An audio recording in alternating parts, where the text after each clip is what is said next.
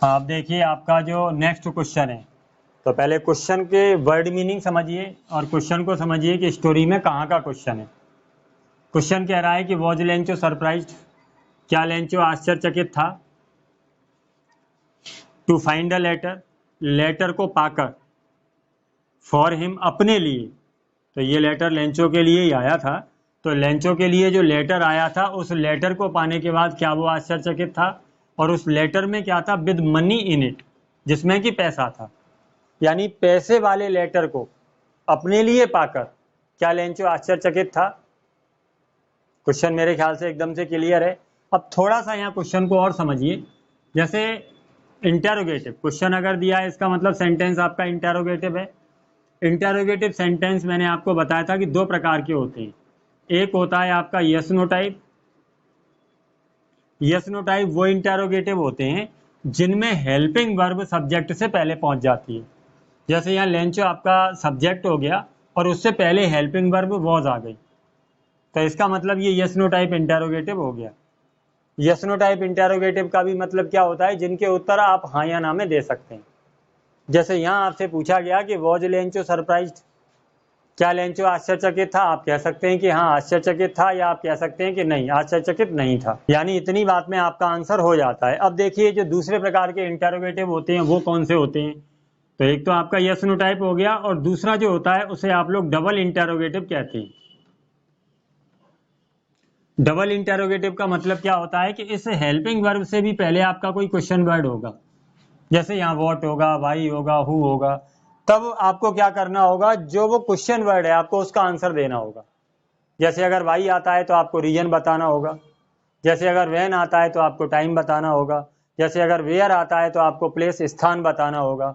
तो इस तरीके से पहले आप क्वेश्चन को देख करके समझिए कि क्वेश्चन आपका किस प्रकार का है। जैसे यहाँ आपसे पूछा गया है कि वॉज लेंचो सरप्राइज्ड, क्या लेंचो आश्चर्यचकित था, तो आपको केवल यस या नो में कहना है, तो आपने आंसर में कह दिया कि नो। क्वेश्चन हमसे पूछा गया था कि वॉज लेंचो सरप्राइज्ड, आपने कह दिया कि नो। बाद बाकी आप क्वेश्चन लिख दें कि Lencho was not surprised, Lencho आश्चर्यचकित नहीं था। टू फाइंड द लेटर, पत्र को पाने के बाद। फ्रॉम गॉड, अब फॉर हिम, उसके लिए, तो ये आंसर में तो लिखने की जरूरत ही नहीं है कि अपने लिए पत्र को पाकर लेंचो आश्चर्यचकित नहीं था। और पत्र कहां से आया था, फ्रॉम गॉड, भगवान से, विद मनी इन इट, कि भगवान से जो पत्र उसके लिए आया था। क्योंकि उसकी नजर में तो क्या था कि उस पर गॉड के साइन है, तो उसको तो ये समझ में आया कि ये लेटर भगवान ने उसके लिए डाला है। तो आपने सीधे सीधे कह दिया कि no, Lencho was not surprised.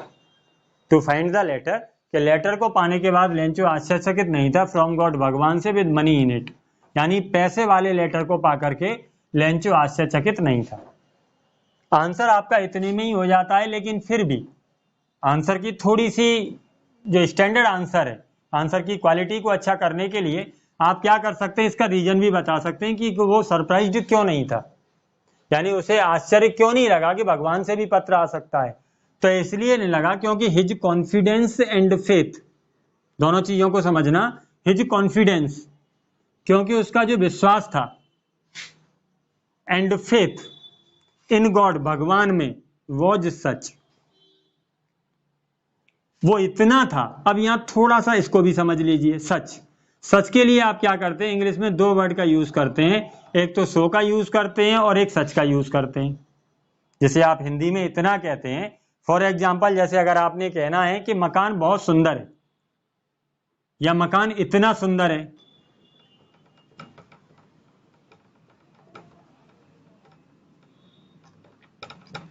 जैसे आपका एक सेंटेंस ये है कि मकान इतना सुंदर है। दूसरा सेंटेंस देखिए, दूसरा सेंटेंस है आपका कि वह इतनी सुंदर फिल्म है। अब यहां दोनों ही सेंटेंस में हमने इतना शब्द का हिंदी में यूज किया, लेकिन इस इतना के लिए अंग्रेजी में आप सो का भी यूज करते हैं, और इसी इतना के लिए आप अंग्रेजी में सच का भी यूज करते हैं। जैसे अगर आप अपने सेंटेंस में देखें, आपने कहा कि his confidence and faith in God, कि उसका कॉन्फिडेंस भगवान में इतना ज्यादा था, उसका भरोसा भगवान पर इतना ज्यादा था। अब यहां आपको यह देखना है कि आपने इतना शब्द का प्रयोग किसके लिए किया। तो यहां भी देखिए कि आपने इतना शब्द का प्रयोग कॉन्फिडेंस के एंड फेथ, इसके लिए किया। आपको समझना यह है कि हम इसके लिए कब तो सो का यूज करते हैं और कब हम इसके लिए सच का यूज करते हैं। तो जब आप इतना शब्द को नाउन के लिए यूज कर रहे हैं, आपको सीधे सीधे ये समझना है, या आप इतना शब्द को एक एडजेक्टिव के लिए यूज कर रहे हैं। जब आप नाउन के लिए यूज कर रहे हैं तब आप इसके लिए सच का यूज करेंगे, क्योंकि सच एक एडजेक्टिव है जो नाउन को मॉडिफाई करता है। और अगर आप एक एडजेक्टिव के लिए कर रहे हैं तब आप सो का यूज करेंगे। तो आपको सीधे सीधे समझना है। जैसे आपने कहा कि मकान इतना सुंदर है, तो जब आप इसे इंग्लिश में कहेंगे तो the house is so beautiful. यहाँ आप सच ब्यूटीफुल नहीं कह सकते, क्योंकि सुंदर क्या है, अपने आप में एक एडजेक्टिव है, और एडजेक्टिव के लिए आप सो का यूज करेंगे। ठीक इसी तरीके से अगर हम ये कहते हैं कि वह इतनी सुंदर फिल्म है, तो यहाँ देखिए फिल्म के लिए यूज किया जा रहा है, फिल्म के लिए यूज किया जा रहा है इतना शब्द, लेकिन फिल्म के लिए दूसरा है कि सुंदर। तो ये इसके लिए यूज हो रहा है, और ये सुंदर फिल्म के लिए आपने इतना यूज किया, तो ऐसी स्थिति में ये नाउन के लिए यूज किया जा रहा है। तो ऐसी स्थिति में आपको क्या करना है, सच का यूज करना है। जैसे यहाँ देखिए कि his confidence and faith in God was such, कि उसका कॉन्फिडेंस, उसका फेथ जो था वो भगवान में इतना था। यानी यहाँ इतना शब्द कॉन्फिडेंस एंड फेथ के लिए आया, जो कि एक नाउन है। दैट ही हैड एक्सपेक्टेड, कि वह आशान्वित था। दैट रिप्लाई, उस रिप्लाई के लिए, कौन सी रिप्लाई के लिए, कि पैसा आएगा, उसे पूरी की पूरी आशा थी उस रिप्लाई की, दैट रिप्लाई की फ्रॉम गॉड, भगवान से। तो वो सरप्राइज्ड क्यों नहीं था? लेंचो को पत्र पढ़ करके, या लेंचो को जब पत्र में पैसा मिला तो उन पैसों को पा करके लेंचो आश्चर्यचकित क्यों नहीं था? तो लेंचो इसलिए आश्चर्यचकित नहीं था क्योंकि लेंचो पूर्ण रूपेण क्या था, उसे पूर्ण रूपेण आश्वस्त था, उसे भरोसा था। और भरोसा क्यों था? क्योंकि उसका जो कॉन्फिडेंस था, उसका जो फेथ था, वो भगवान में इतना ज्यादा था कि वो पूर्ण रूपेण आश्वस्त था।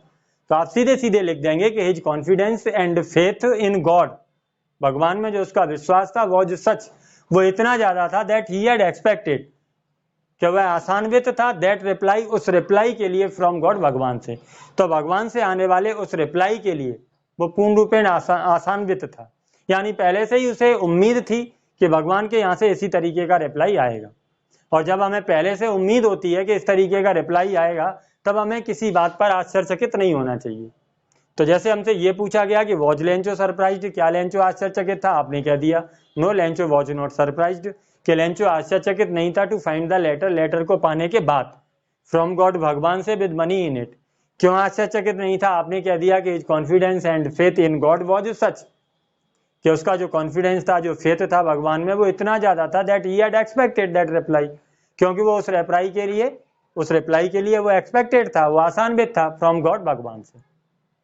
क्लियर? चलिए इसके बाद देखिए आपका जो नेक्स्ट क्वेश्चन। तो अगला क्वेश्चन आपका क्या कह रहा है कि व्हाट मेड हिम एंग्री, यानी ऐसी क्या बात हुई, व्हाट, जिसने उसे क्रोधित किया। तो यहाँ आपको सीधे सीधे ये बताना है कि ऐसी क्या बात हुई इसके बाद।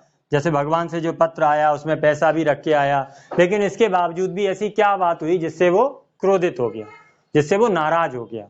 तो यहाँ आंसर को देखिए सबसे पहले कि ही गॉट एंग्री।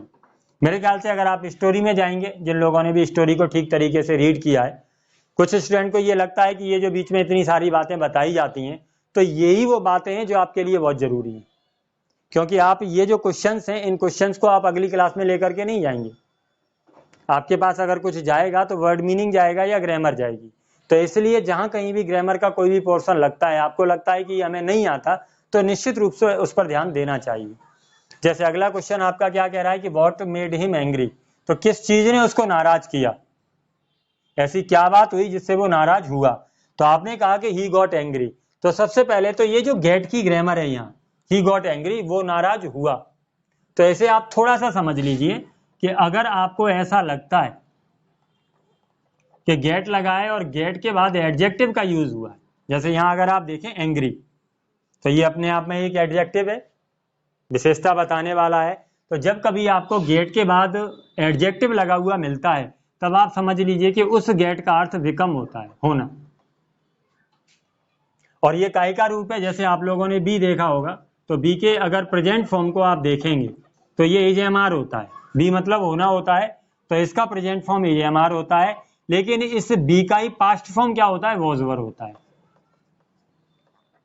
ठीक, ये क्या करता है कि ये एक स्टेट को बताता है, ये किसी की एक अवस्था को बताता है। जैसे अगर आपने ये कह दिया कि ही इज एंग्री, तो ये क्या कर रहा है कि वह नाराज है, इसका मतलब ये आपकी अवस्था को बता रहा है। और गेट प्लस एडजेक्टिव क्या करता है, यहां आपने क्या किया, बी प्लस एडजेक्टिव का यूज किया।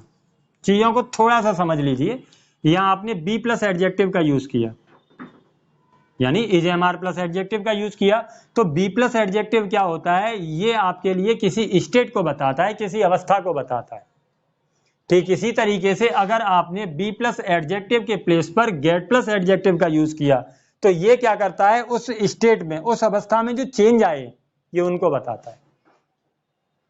दोनों का अंतर थोड़ा सा है। जैसे अगर आपने ये कहा कि ही इज गेटिंग एंग्री, इसका मतलब वो नाराज हो रहा है, यानी उसकी जो अवस्था थी वो बदल रही है। अगर आपने कहा कि ही इज एंग्री तो वो नाराज है, तो ये उसकी एक स्टेट है, वो उसकी एक अवस्था है। तो इन दोनों चीजों को समझिए कि अगर आप गेट प्लस एडजेक्टिव का यूज करते हैं तभी हम ये कहने लगते हैं कि गेट प्लस एडजेक्टिव का अर्थ होता है बिकम, होना। होना का मतलब क्या हो गया कि एक अवस्था से दूसरी अवस्था में जाना। जैसे अगर आपने ये कहा कि ही गॉट एंग्री तो वो नाराज हुआ, पहले नाराज नहीं था लेकिन कुछ बात ऐसी हुई जिससे उसकी जो अवस्था थी वो बदली और अब वो नाराज हुआ। तो ही गॉट एंग्री, वो नाराज हुआ, कौन, लेंचो। लेकिन कब नाराज हुआ, यही तो आपसे पूछा है कि व्हाट मेड हिम एंग्री, यानी व्हाट मेड लेंचो एंग्री, ऐसी क्या चीज थी जिसने लेंचो को नाराज कर दिया। तो आपने कह दिया कि ही गॉट एंग्री, कि वो नाराज हुआ, काहे से, कि व्हेन ही काउंटेड, नाराज किस बात से हो गया था कि जब उसने काउंट किया। तो व्हेन का मतलब क्या होता है, जब। जितने भी WH वर्ड्स होते हैं इन वर्ड्स को याद रखिए कि जब इनके बाद आपको क्वेश्चन मार्क मिलता है तब इन सभी के अर्थ आप कहां से करेंगे। जैसे व्हाट क्या कहेंगे, वेयर कहां कहेंगे, व्हेन कब कहेंगे, वाई क्यों कहेंगे। लेकिन जैसे ही WH वर्ड्स के बाद आपको क्वेश्चन नहीं मिलता, फुल स्टॉप मिलने लगता है, तभी आपके लिए कंजक्शन का काम करते हैं और तब आप इनके जो सेंस हैं वो बदल करके जा से कर देंगे। तो व्हेन आपका जब हो जाएगा, वेयर आपका जहां हो जाएगा, वाई आपका ज्यों हो जाएगा, हु आपका जो हो जाएगा, व्हाट आपका जो हो जाएगा। जैसे यहां देखिए कि ही गॉट एंग्री, वो नाराज हुआ, व्हेन, जब। तो कब नाराज हुआ, जब ही काउंटेड, उसने काउंट किया द मनी, पैसे को, जो पैसा लिफाफे में रख करके उसके लिए आया था। तो जैसे ही उसने उस पैसे को काउंट किया वो नाराज हुआ। अब पैसा काउंट करने से नाराज क्यों हुआ, तो आपको अगली लाइन अपने आप से मिल जाती है। पैसा काउंट करने से वो इसलिए नाराज हुआ क्योंकि उसने 100 पैसों की डिमांड करी थी, लेकिन उसमें 100 पैसों आया नहीं था, उसमें कितना, मात्र 70 पैसों आया था। तो आपको अगली लाइन यहां से मिल गई कि देयर वाज ओनली 70 पैसों, कि केवल 70 पैसों था इन द एनवलप, एनवलप में। क्लियर। अब देयर से कौन से ऐसे सेंटेंसेस हैं जिनको देयर से बनाया जाता है। 2-3 लेसन तक आपको थोड़ा सा प्रॉब्लम रहेगा, सिलेबस भी थोड़ा स्लो लगेगा और रीजन उसका ये है कि जो ग्रामर के पॉइंट आते हैं वो आपको बताने चाहिए। जैसे यहां हमने कहा कि देयर से सेंटेंस को स्टार्ट किया। जैसे सेंटेंस है आपके पास, पेड़ पर चिड़िया है,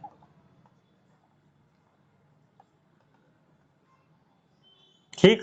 जब आप इसे इंग्लिश में ट्रांसलेट करते हैं तो आपको क्या देखना चाहिए कि अगर आपके पास इनकम्प्लीट वर्ब के रूप में है या था आता है और इसके जस्ट नजदीक अगर आपको कोई नाउन मिलती है तो ऐसी स्थिति में आप अपने सेंटेंस को देयर से स्टार्ट करते हैं। जैसे यहां देखिए कि देयर वॉज ओनली 70 पैसोस, के केवल 70 पैसों थे। इसका मतलब क्या हुआ कि थे के नजदीक आपके पास क्या आया, नाउन आई 70 पैसों। ठीक इसी तरीके से यहां देखिए जैसे पेड़ पर चिड़िया है तो है के नजदीक आपके पास नाउन आई क्या, चिड़िया। तो ऐसी स्थिति में आप सेंटेंस को देयर से स्टार्ट करते हैं कि there is a bird on the tree. ठीक इसी तरीके से यहां आप क्या करेंगे कि देयर वॉज ओनली 70 पैसों, के केवल 70 पैसों था इन द एनवलप, उस लिफाफे के अंदर। और ही वॉज कॉन्फिडेंट, 70 पैसों से उसे आश्चर्य नहीं था, लेकिन आश्चर्य इस बात का था कि ही वॉज कॉन्फिडेंट, वो तो पूर्ण रूपेण आशान्वित था, दैट की God could neither make a mistake. एक तो उसे इस बात का पूरा भरोसा था कि भगवान से गलती तो हो ही नहीं सकती। तो पहली बात कि God could neither make a mistake, कि भगवान ना तो गलती कर सकता, नॉर डिनाई, ना ही मना कर सकता हिम उसे, व्हाट ही हैड रिक्वेस्टेड। तो इसलिए उसे क्रोध आया कि मैंने भगवान से जितना पैसा मांगा लिफाफे में रख करके मुझे उतना पैसा नहीं मिला। और साथ में ही वॉज कॉन्फिडेंट, वो कॉन्फिडेंट भी था। कॉन्फिडेंट किस बात के लिए था? इस बात के लिए था कि God could neither make a mistake, कि भगवान ना तो गलती कर सकता है और नॉर डिनाई हिम, और ना ही उसको मना कर सकता है व्हाट ही हैड रिक्वेस्टेड, जो भी उसने रिक्वेस्ट करी है भगवान से। तो उसे ये लगता था कि हम भगवान के बच्चे हैं, अगर हमें परेशानी हुई है तो निश्चित रूप से वो हमारा पिता है, हमें उसे डिमांड रखनी चाहिए और उसे भी पूरी करनी है, और वो निश्चित रूप से पूरी करेगा, उसका विश्वास इतना ज्यादा था। तो इसलिए उसे थोड़ा सा बुरा लगा कि देयर वॉज ओनली 70 पैसों इन द एनवलप, कि लिफाफे के अंदर केवल 70 पैसों था। और 70 पैसों क्यों नहीं होना चाहिए?